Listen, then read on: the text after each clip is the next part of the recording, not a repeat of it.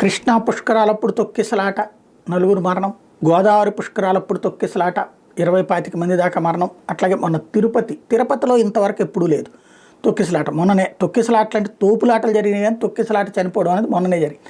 But ఈ పుణ్యస్నానాలప్పుడు తొక్కిసలాటలు ప్రాణాలు కోల్పోవడం అనేది అనేక దఫాలు జరుగుతూ వచ్చింది. కుంభమేళాలకు సంబంధించినటువంటి దాంట్లో చూస్తే దేశానికి స్వాతంత్రం వచ్చాక మొట్టమొదటిసారి జరిగింది 1954లో ఫిబ్రవరి 3వ తారీఖున జరిగిన తొక్కిసలాట్లో దేశ చరిత్రలో జరిగిన పెను విషాదాల్లో ఒకటిగా నిలిచింది. ఆ ఘటనలో 800 మంది చనిపోయారు, 2000 మంది గాయపడ్డారు.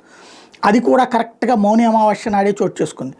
ఒక ఏనుగు అదుపు తప్పి దూసుకురావడంతో ఈ ఘటన చోటు చేసుకుంది అనేది అప్పట్లో వచ్చినటువంటి కథనాలు. 1986 ఏప్రిల్ 14న కుంభమేళా సందర్భంగా అప్పట్లో యూపీ సీఎంగా వీరబహదూర్ సింగ్ తమతో పాటు పలు రాష్ట్రాల ముఖ్యమంత్రులు, పార్లమెంట్ సభ్యుల్ని హరిద్వార్లోని స్నానాలకి తీసుకెళ్లారు. ఈ సందర్భంగా రద్దీని నియంత్రించలేకపోవడంతో తొక్కిసలాట చోటు చేసుకుని 200 మంది మరణించారు.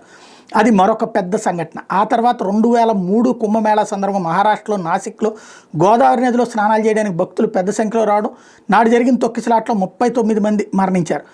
అదే సమయంలో 2013 అలహాబాద్లో జరిగిన కుంభమేళాలో ఫిబ్రవరి 10వ తేదీన తొక్కిసలాట చోటు చేసుకుని ఫుట్ బ్రిడ్జ్ కూలిపోవడంతో ఘటనలో 42 మంది మరణించినటువంటి సంఘటన ఉంది. అలాగే గత ఏడాది ఉత్తరప్రదేశ్లోని హత్రాస్లో బోలేవాలా సత్సంగ్ తొక్కిసలాట్లో 121 మంది ప్రాణాలు కోల్పోయారు. పుల్రాయ్ గ్రామంలో ఈ కార్యక్రమాన్ని ఏర్పాటు చేయడం అన్నటువంటి జరిగింది.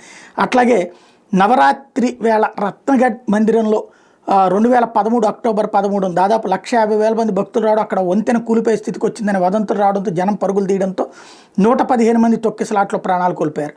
చాముండేశ్వరి దేవాలయంలో రాజస్థాన్లో 2008 సెప్టెంబర్ 30 తొక్కిసలాట చోటు చేసుకుని దానిలో 224 మంది ప్రాణాలు కోల్పోయారు.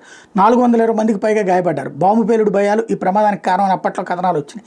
అలాగే 2008 ఆగస్టులో హిమాచల్ ప్రదేశ్లోని నైనాదేవి ఆలయంలో తోపులాట చోటు చేసుకుని 145 మంది ప్రాణాలు కోల్పోయారు.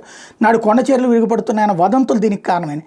అలాగే జారు మెట్లతో మహారాష్ట్రలోని మందరదేవి ఆలయానికి 2005 జనవరిలో భారీ సంఖ్యలో భక్తులు తరలి వచ్చినటువంటి సందర్భంలో ఆలయానికి వెళ్లే మెట్లు జాడుగొండంతో ఒక్కసారిగా జనం ఒకరి మీద ఒకళ్ళు పడ్డారు.